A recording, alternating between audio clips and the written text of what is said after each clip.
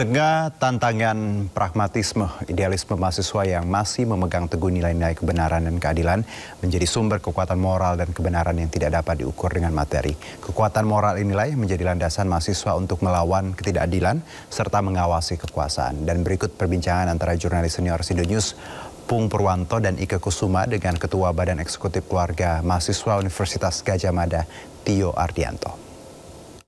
Jadi menurut Bung Tio, informasi yang diterima oleh Presiden terkait program MBG ini banyak yang salah. Ya tidak hanya MBG saya kira. Memang gelagat politik Presiden itu adalah gelagat politik, apa yang disampaikan itu adalah input dari orang. Misalnya ketika mengatakan bahwa demokrasi Indonesia gelap itu dibiayai oleh asing gitu. Itu kan saya kira sangat mustahil Presiden itu secara teknis merinci sendiri gitu. Pasti ada orang yang membisiki entah dari intelijen atau apa gitu. Dan orang nggak menyampaikan bahwa sebenarnya demonstrasi ini lahir karena tuntutan atas apa gitu. Tapi disampaikan bahwa ini demonstrasi dibiayai asing Pak gitu. Ini kan lagi-lagi gelagat atau model ABS tadi yang saya kira memang hari ini melingkari dari Presiden Prabowo gitu. Makanya Presiden Prabowo harus lebih kalau Presiden Prabowo merasa baik ya, baik saja tidak cukup. Karena kita harus cerdas. Kebodohan lebih banyak meloloskan kejahatan ketimbang kejahatan itu sendiri. Kebodohan lebih banyak meloloskan kejahatan ketimbang kejahatan itu sendiri. Kutipan menarik. Mungkin para Sobat Cindo yang ingin memberikan komentar boleh ya langsung pada saat kita tayangan ini ya. Sekarang soal yang tadi menarik pandangannya yang 3 poin tadi bahwa dilihat dari sisi politik ini adalah konsolidasi di semua level ya. Tadi kan di level bawah, di level menengah dan di level elit dan tanah tarangan. Jadi gini, kalau kita coba melihat realitas politik bahwa seorang presiden pasti politisi, gitu. Dan dia tahu undang-undang itu membolehkan 2 periode konstitusi, konstitusional dong, kayak gitu. Kalau itu dalam benaknya Prabowo dan orang yang ada sekarang untuk mempertahankan kekuasaan kan dia dikasih waktu 2 periode, gitu kan? Apakah itu bukan hal yang wajar dari sisi politik ya? Nah, kalau ada langkah-langkah itu dari sisi politik dinilai memang ya mungkin wajar. Cuman kan masalahnya adalah bagaimana agenda-agenda itu tidak menegasikan bagaimana mereka memikirkan masyarakat yang sesungguhnya gitu loh. Nah, saya betul kalau posisi mahasiswa kampus memang harus begitu. Cuman bagaimana ini dari kalau kita mencoba berpikir seorang politisi ya, karena dia juga pasti berjuang dengan sangat politik gitu ya. Meskipun tadi ada cacat bawaan itu kita juga semua orang juga sepakat dengan itu. Nah, gimana kalau usulan dari teman-teman mahasiswa? Bagi saya politisi itu tugasnya adalah untuk mensejahterakan rakyat, untuk menjalankan amanah konstitusi, bukan untuk mempertahankan kekuasaannya. Mempertahankan kekuasaannya itu adalah mental model dari feodalisme. Jadi orang yang cenderung ketika berkuasa pengen berkuasa selamanya. Dan ini memang mental model kita tidak hanya di pemerintahan Prabowo gitu, di pemerintahan sebelumnya pun demikian gitu, dengan menitipkan anaknya sebagai wapres itu kan bagian lain dari cara untuk mempertahankan kekuasaannya meskipun dengan cara lain ya. Meskipun secara kekuasaan mungkin tidak seabsolut sebelumnya gitu. Tapi tetap saja bahwa mental model untuk selalu mempertahankan kekuasaan itu memang ada di elit kita. Cuma pertanyaannya kan apakah itu yang menjadi prioritas atau kesejahteraan rakyat yang menjadi prioritas. Nah, hari ini bagi saya 1 tahun Prabowo memimpin itu susah saya menemukan satu program yang bisa melepaskan kepentingan politik dia, tapi lebih prioritas kepada kesejahteraan rakyat.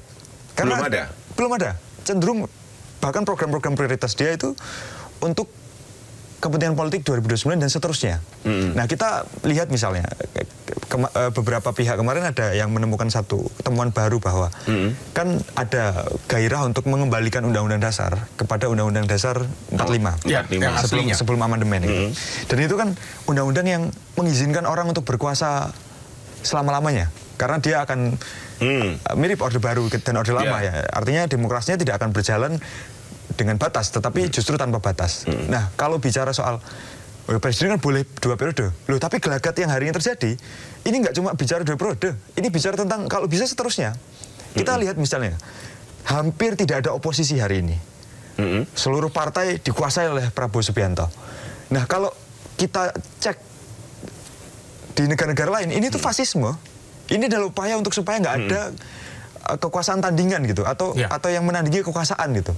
Sehingga ini sangat berbahaya, karena elit sudah bersatu. Dan ketika elit sudah bersatu, maka yang paling sesat adalah rakyat. Maka keliru ketika Presiden Prabowo sampaikan bahwa kunci dari kesejahteraan adalah persatuan elit. Loh, elit itu harusnya menjadi pihak yang berkompetisi untuk gimana caranya mensejahterakan rakyat. Karena ketika bersatu, maka kepentingannya adalah kepentingan elit. Dan itu Bung Tio tidak melihat dalam situasi pemerintahan Saya rasa tidak. Baik antara di legislatif maupun di eksekutif. Legislatif kita sudah sangat cacat. Agustus kemarin, kita sama-sama lihat bahwa ada gerakan luar biasa, rakyat marah karena legislatifnya itu nggak benar. Jadi bagi saya selalu katakan, kalau orang tahu betul tentang Indonesia, maka hampir dipastikan orang itu akan putus asa. Karena di semua sektor yang harusnya mensejahterakan rakyat, di semua sektor yang harusnya memajukan bangsa, itu justru jadi pelaku utama dari kemunduran bangsa. Jadi terlalu banyak masalah, dan masalahnya itu kronis. Tapi saya selalu katakan, sebagai anak muda, putus asa itu adalah sikap pertama. Sikap kedua, kita harus tahu apa yang harus kita lakukan. Jadi meskipun kita putus asa, tapi kita jadikan putus asa itu sebagai energi untuk kita mengimajinasikan apa yang mungkin anak-anak muda lakukan.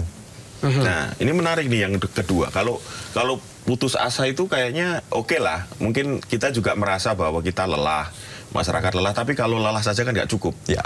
Terus kita mau apa kalau mau berubah kan? Karena 10 tahun terakhir kan memang terjadi membuat kita lelah lah ya. Check and balances tidak terjadi, malah justru berjamaah itu melakukan penyimpangan-penyimpangan kan. Nah, sekarang gini, bagaimana teman-teman mahasiswa ini menyatukan suara itu? Nah, kan kita tahu nih kemarin 1 tahun juga ada aksi di sini, cuman kan tidak sebesar Agustus, akhir Agustus. Nggak tahu saya di Jogja seperti apa, di Surabaya, di Medan, di Makassar. Kan biasanya kalau teman-teman mahasiswa yang paling peka terhadap apa yang dirasakan rakyat yang katanya sampai hari ini juga tidak terurus dengan baik ini, seperti apa komunikasinya? Harus diakui bahwa ada tantangan luar biasa dalam mempersatukan gerakan mahasiswa sebagai bagian penting dari gerakan rakyat itu sendiri. Karena kita itu kan, kalau saya selalu pakai model iceberg thinking ya, jadi ada yang namanya event, di atas event itu ada yang namanya pattern, di atas pattern itu ada structure, di atas structure itu ada mental model gitu. Jadi masalah yang kita hadapi hari ini itu level permukaannya itu ada di event gitu. Kalau dia berulang, berarti dia pattern, dia pola.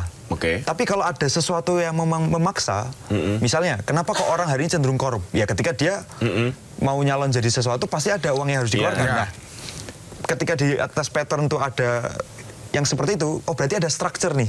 Ada struktur yang memang memaksa orang untuk melakukan itu. Di atas struktur ada mental model. Ada mental model orang yang culas, ada mental model orang yang juga senang menerima duit gitu. Jadi misal kalau bicara event beli suara ketika momentum pemilu, ya sebenarnya mental model dari penerima dan pemberi itu juga harus dikritisi gitu. Harus dikritisi.